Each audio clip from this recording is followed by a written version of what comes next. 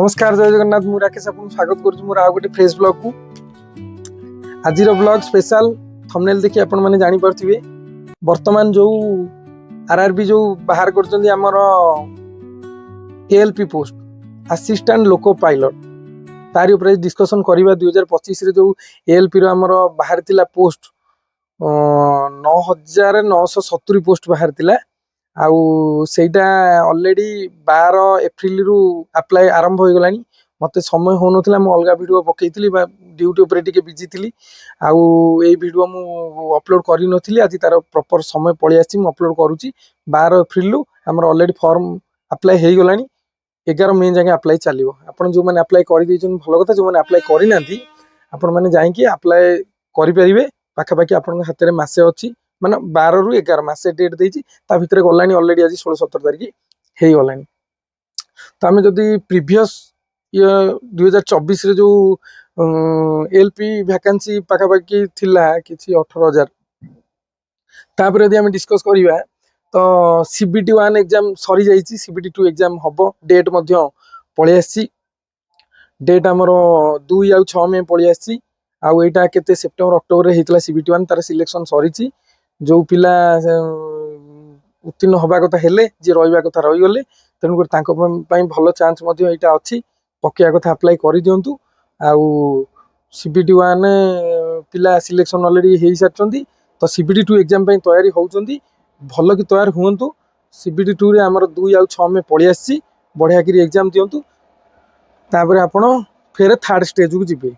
आरो मु कहि रखिबे कोन कोन स्टेज रहउछ। गोटे एएलपी फॉर्म पकेई कि टोटल एग्जाम दे कि सिलेक्शन होबा जाके कोन कोन रहउची ये डाम आज आलोचना करिबा।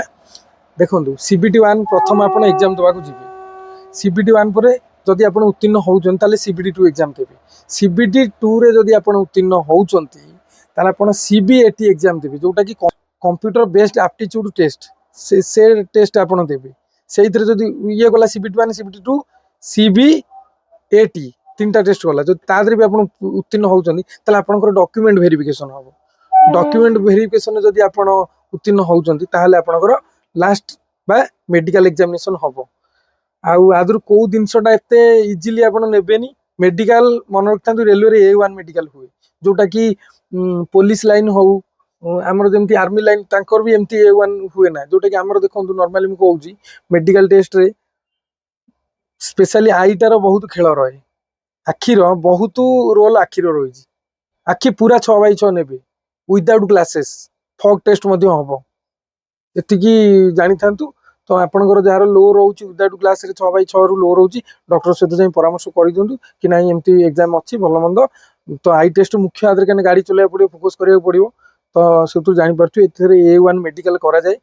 जदि एज लिमिट आमे एठी डिस्कशन करिया ताले 18 रु 30 वर्ष रहउची जनरल मानको पई। बाकी सब विभिन्न कास्ट नहीं कि ये नहीं कि सेटा 3 वर्ष 5 वर्ष ये हेजी। फॉर्म अप्लाई कथा हमें आलोचना एठी करिबा केते टंका पड़े फॉर्म अप्लाई कले। एलपी रे जो माने जो भाई मानक पारे क्वालिफिकेशन अछि आपनकर 10th पास क्वालिफिकेशन कथा हम एठी कथा हबा। आपनकर 10th पास परे आईटीआई थिबा दरकार। जदि आपनकर आईटीआई नै ताले 10th पास परे डिप्लोमा थिबा दरकार। आपनकर डिप्लोमा सर्टिफिकेट निहाती थिबा दरकार, नले बीटेक थिबा दरकार। किंतु बीटेक रे आपनकर सिविल आ कंप्यूटर साइंस वाला आपन न होइतिया दरकार, ताले आपन आवेदन करि परिबे। जदि आमे एठी फॉर्म विषय कथा हबा अप्लाई कले केते टका को खर्च हो समस्त जानि रखंतु। हमर 500 टंका नेका फॉर्म अप्लाई पई खर्च हुए जनरल वालांग पई। तो एससी एसटी एक्स सर्विस आ फीमेल ईबीसी को कथा दि आमे कहिबा से माने 250 टंका अप्लाई करिवे। आउ सीबीटी 1 क्लियर कला परे आपनकु आपनक अकाउंट नंबर देइथिबे आपण तो सेतरे आपनकर 400 टंका रिटर्न पळि आसीबो। मात्र 100 टंका जान कि आपनकर रहिला। आउ जदि जो एससी एसटी हमर ईबीसी एक्स सर्विस आ फीमेल को कथा हम होबा 250 को 250 टंका रिटर्न पळि आसीबो आपण सीबीटी 1 क्लियर कला परे। एटा पण क्लियर हे जाइथिबे। आपण गोटे कथा कहूची मोबाइल नंबर आ मेल आईडी एटा बहुत जरूरी सिलेक्शन पर्यंत। सेटा को आपण ठीक ठाक देइथिबे, सब बेले एक्टिव रखुथिबे, फोन आ मेल टा को चेक मध्य करूथिबे। जदि आपण एठी आमे एठी धरिया नेगेटिव मार्क कथा उठे आपण तो जानिथिबे 1/3 माने 3 मार्क भूल हेले 1 मार्क आपनकर मु कहि रखुची पूरा ओडिया रे 3टा भूल कले आपनकर 1 मार्क कटि जिवो।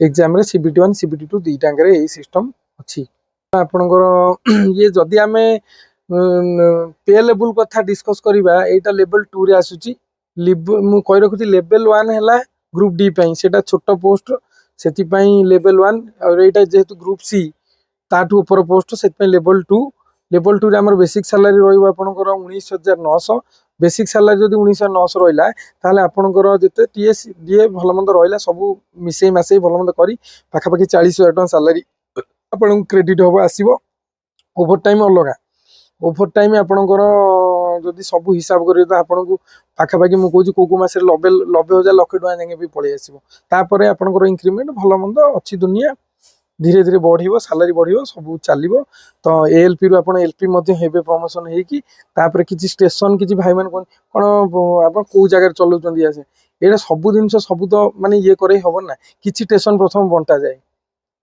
एवटू यही एरिया जाए चले एम तो कह गले ऑल इंडिया सारा भारत आपको गाड़ी चलैया पड़ो तो जिते बड़े जो जमी इंस्ट्रक्शन आसी थाए सेमती कम चले आउ एएलपी रु एलपी हे ये जाए गला बर्तमान CBT1 exam CBT2 exam ALP रो आउ CBAT आउ डॉक्यूमेंट वेरिफिकेशन आउ जोटा रहा आपणकर मेडिकल टेस्ट आपरे प्रॉपर आउ गोटे पार्ट 2 वीडियो मुझे आनी रखी आज एएलपी रो वीडियो टी मुझे रखुची आउ पार्ट 2 वीडियो रे आपण माने आउ बाकी डिटेल्स पाइजिबे से पर्यंत मते विदाय दियंतु जदि ये पर्यंत चैनल टी सब्सक्राइब करि नांती सब्सक्राइब कर दियंतु लाइक करंतु शेयर करिया जमाई भूलंतुनी कमेंट मध्य दियंतु एएलपी पार्ट 2 वीडियो आसिला परे आपन को फेरे आउ को वीडियो ऊपर ये अछि ग्रुप डी भाई माने बहुत लिखिछन ग्रुप डी रो वीडियो मध्य बनियो आउ कोन कोन बनिबो आपण कमेंट दियंतु मु तो पाखापाखि सब कमेंट रिप्लाई दउची आ वीडियो मध्य नहीं आसीबी आ गोटे कथा शेष में कही रखी